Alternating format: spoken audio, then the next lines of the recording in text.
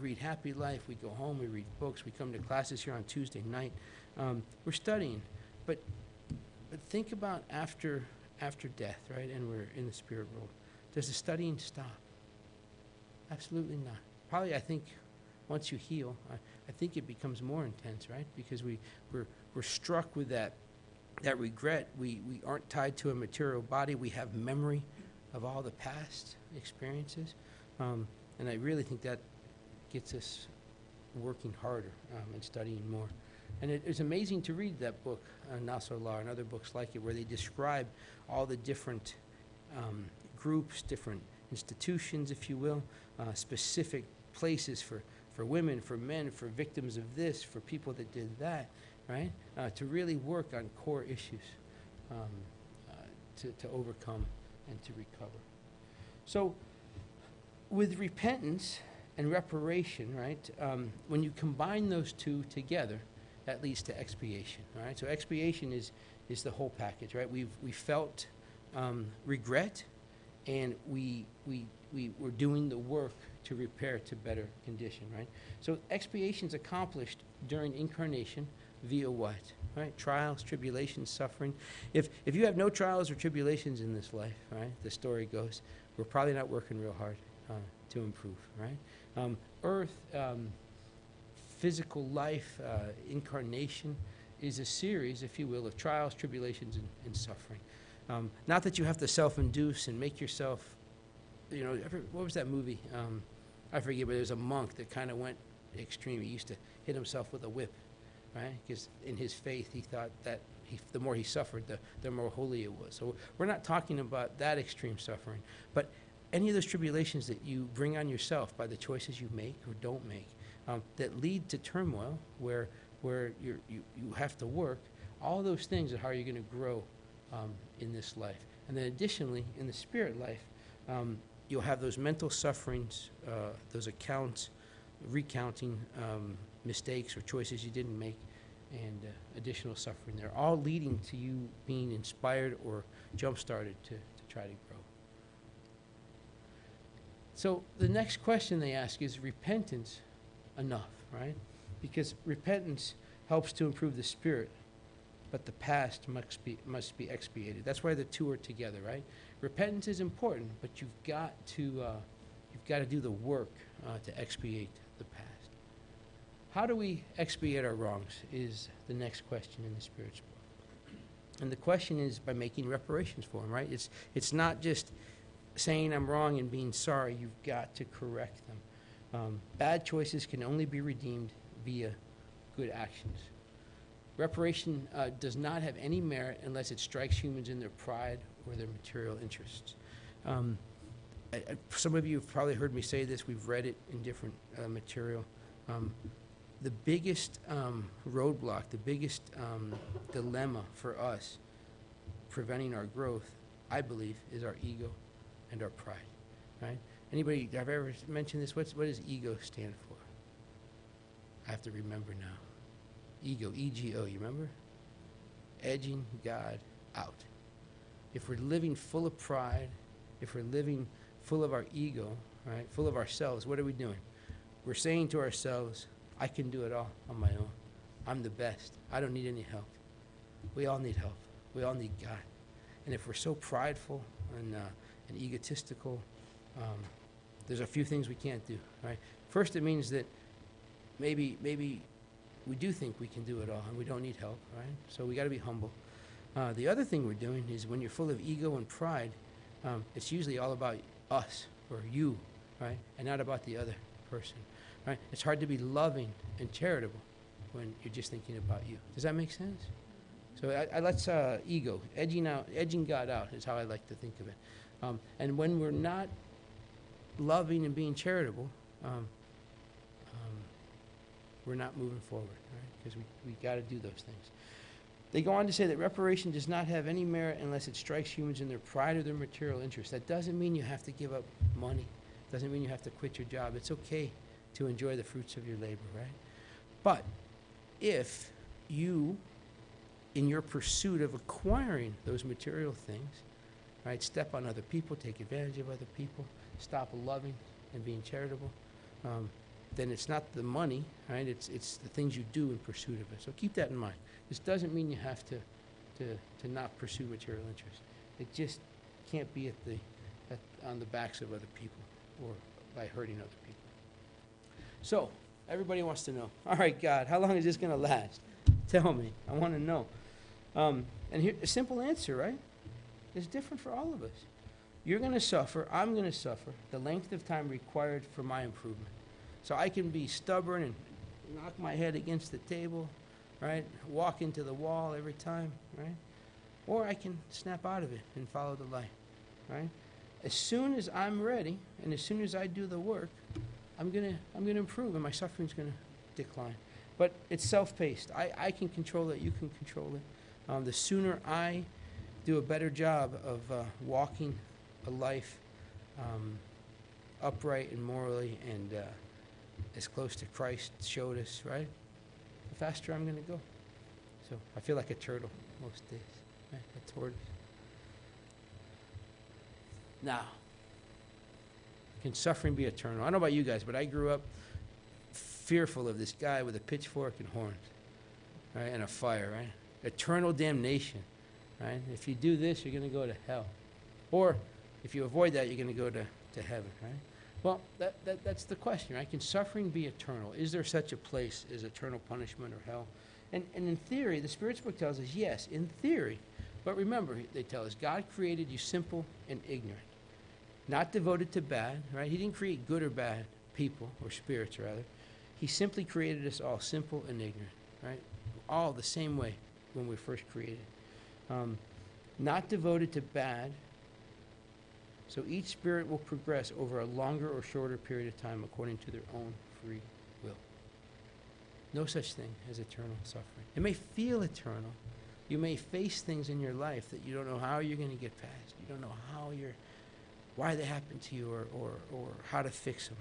So it may feel like your world is over, right? But it's not eternal. It doesn't last forever. And if you can believe that and work every day a little bit just to get better, you will get yourself out of it and you will grow because you're going to use your free will and work your way out of there. So don't believe that suffering lasts forever. Question 1009 asks, are imposed punishments ever eternal? So not suffering per se, but punishments. And I love this answer, right? It says, consult your own common sense. Does eternal punishment for a few moments of error negates God's goodness? That's from St. Augustine, right? God is all loving. He's told us our destiny is to become a pure spirit. He sent us a great example on how to live. He's surrounded us with spirits to assist. He's given us a guardian angel, right? All those things. Would he negate? Would that goodness be negated for a few moments of error? And I think about this a lot with them. I have 3 young kids, and my wife and I both grew up in houses similar but different as far as discipline.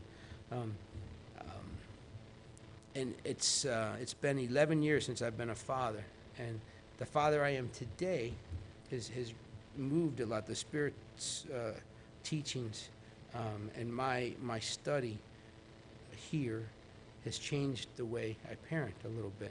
And I don't want to bore you, but I had a huge awakening last night.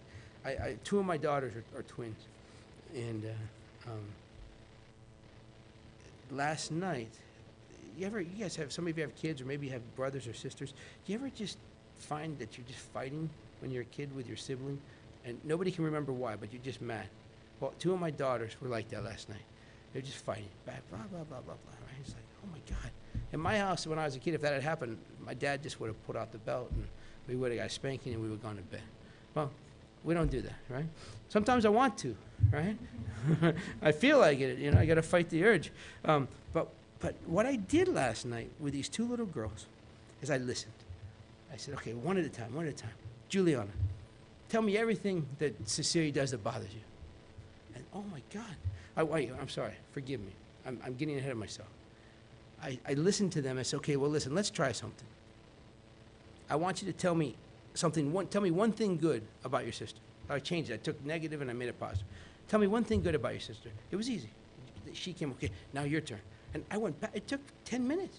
They couldn't stop saying. They could always think of another good thing. So that's great. Anything else? I think that's it. And I said, okay.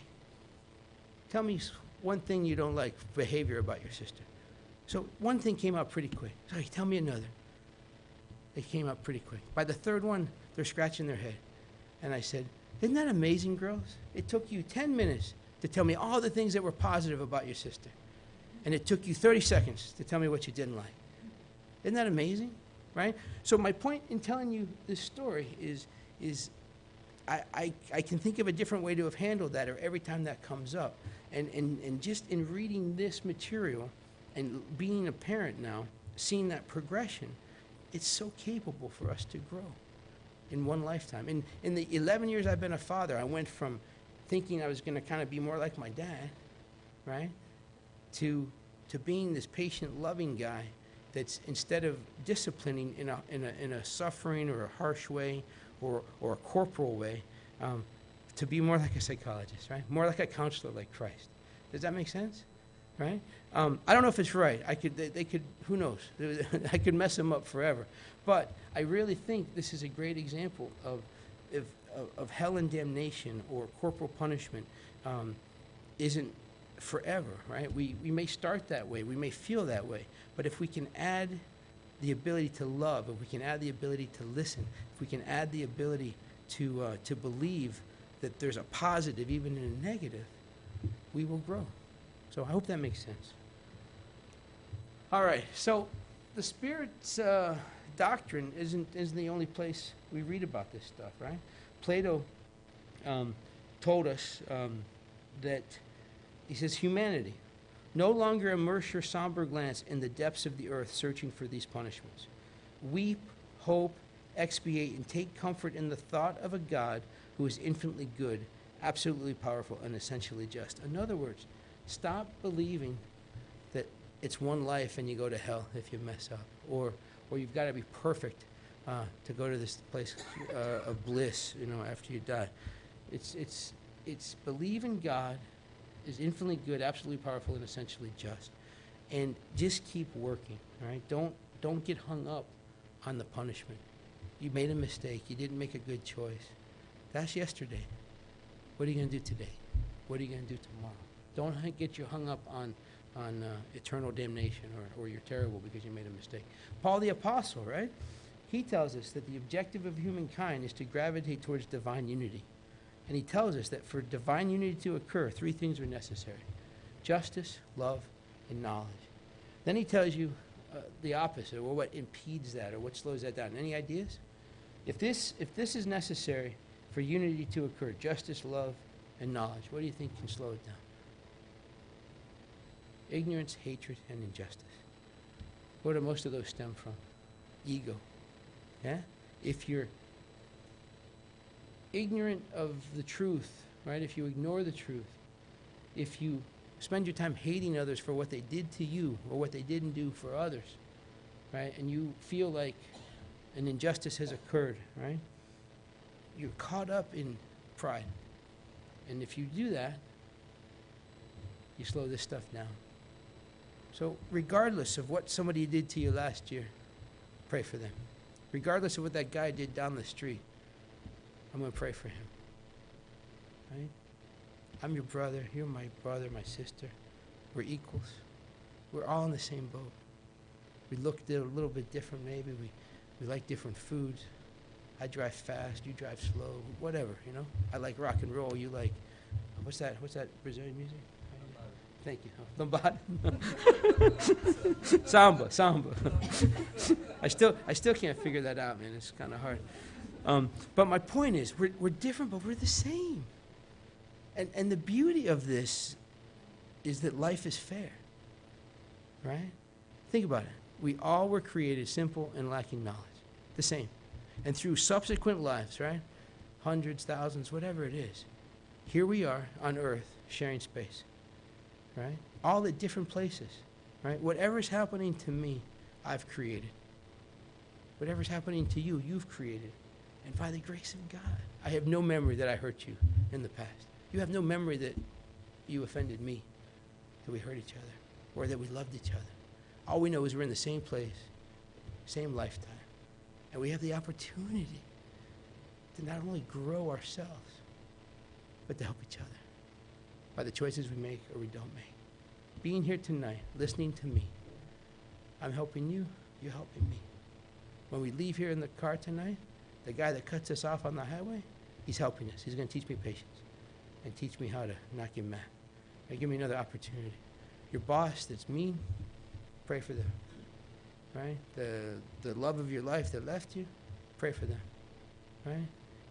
Every opportunity that seems like it's terrible and painful and suffering is a chance to grow.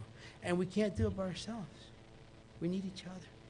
You can't go live on an island or under the bridge by yourself or, avoid people, right? Because you're not facing the challenges. You're not facing the tribulations. You're not facing the opportunities. We can't do it alone. We need each other. And I think that's what Paul's telling us here. Stop this and spend more time in this. All right, what else did he affirm for us? He said, affirm the gradual reduction of punishment and penalties through successive reincarnations, and you will consecrate divine unity through reason and sentiment. In other words, the more lives we live, okay, I'm sorry, Tim, I'll wrap it up. I told him 3 hours. I'm passionate about this subject. The more lives we live, the more we grow, little by little. Before you know it, we embrace these things with reason and sentiment. It becomes easier and easier, I think, right? The more evolved we get. We talked about this, right? Relative punishment doesn't, eternal punishment doesn't exist. It's all relative. And we've put ourselves in these situations that we are in now. And we have the opportunity to fix that. I'm going to move forward and just talk about renewal briefly, right? And just give you something to think about on a daily basis that was shared with us in this book. Renew yourself in goodness at every moment so that the temptation to be aggressive can be faced and defeated, right? Which is going to help you reduce bad moral habits, and it's going to allow you to live a life of harmony and a healthy pathway. Finally, regret. Don't forget, it sounds bad, right? Guilt and remorse and sorrow, but think about it. I love this. Regret is the light in one's conscience. So we've got this conscience in our soul, and regret is that flashlight peeking through, right? We can get through this, right? It's there, but we're going to get through it. It puts a light on what we need to fix. Reparation, they tell us, is the conscience on active duty. So the flashlight, thank you. I know how to say it in Portuguese, but English, I lose the words all the time. Regret lights the fire, turns on the light so that we can identify the problem. Reparation is now you got your armor on, you ate your Wheaties, right? You're ready to go to work, right? That's your conscience on active duty. And then ultimately, you put those two things together. Tim, I'm trying, and now I messed up.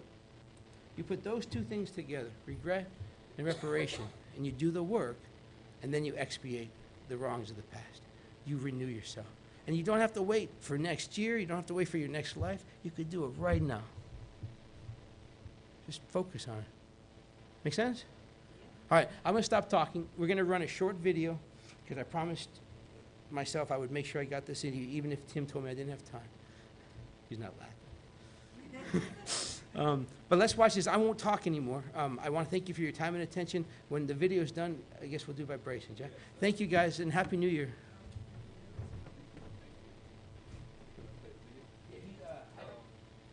What do I need to do? Sorry.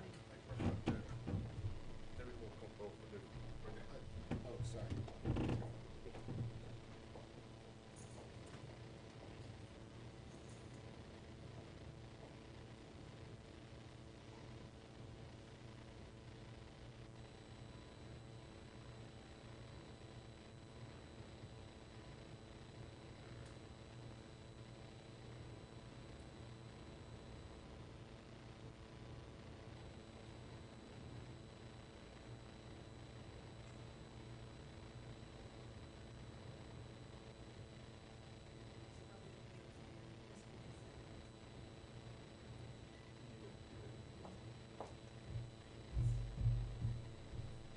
Yes, it is. Just give me 1 second. Okay? It's better to start from the very beginning, Raphael. Please. Thank you.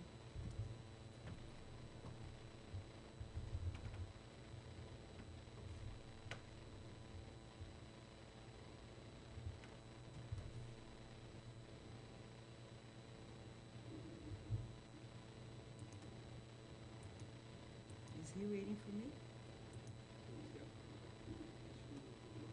He's in control?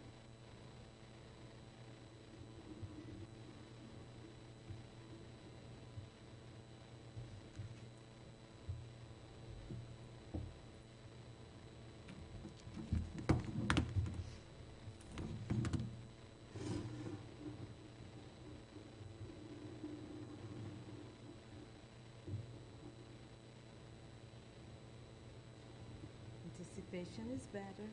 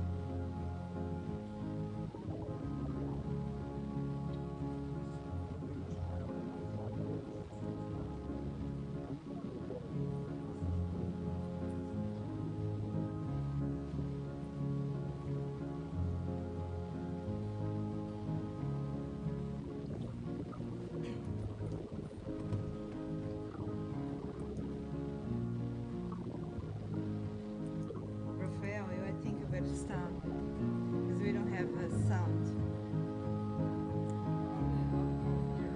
But it's just fantastic. Yeah.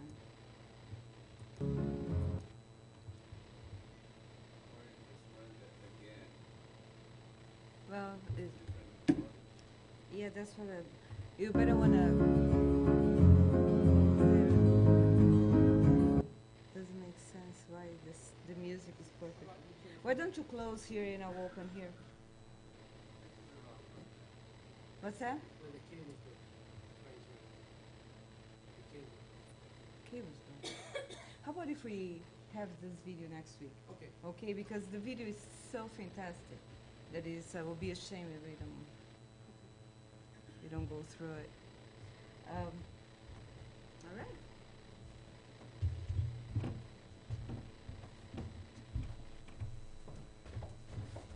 Hello everyone.